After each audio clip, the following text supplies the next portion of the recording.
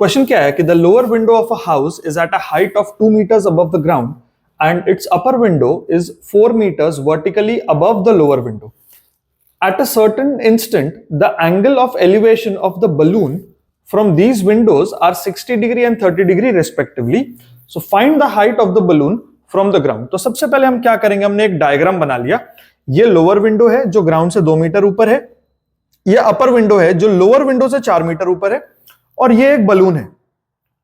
अगर हम अपर विंडो से बलून को देख रहे हैं तो 30 डिग्री का एंगल ऑफ एलिवेशन है, और लोअर विंडो से बलून को देख रहे हैं तो 60 डिग्री का एंगल ऑफ एलिवेशन है.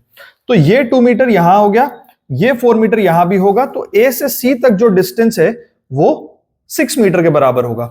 अब 6 मीटर के ऊपर हम मान लेते हैं कि बलून की हाइट है x, तो हमें बताना है कि ये टोटल हाइट क्या है. ठीक है, यहां से यहां तक का जो डिस्टेंस है हम d मान के चल रहे हैं. उसके बाद आप क्या करोगे, tan 30 डिग्री लगाओगे, तो tan 30 degree is equal to BC by CU. यहां से हमें d की वैल्यू निकलेगी x√3. उसके बाद अगर आप tan 60 डिग्री लगाओगे तो tan 60 डिग्री क्या होगा, BD बाई DL. तो यहां से आपको d की वैल्यू मिलेगी 4 प्लस x डिवाइडेड बाई √3.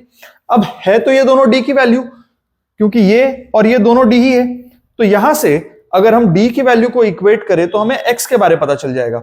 तो अगर x की वैल्यू 2 है तो आपको बलून की टोटल हाइट मिल जाएगी which is 8 meters above the ground.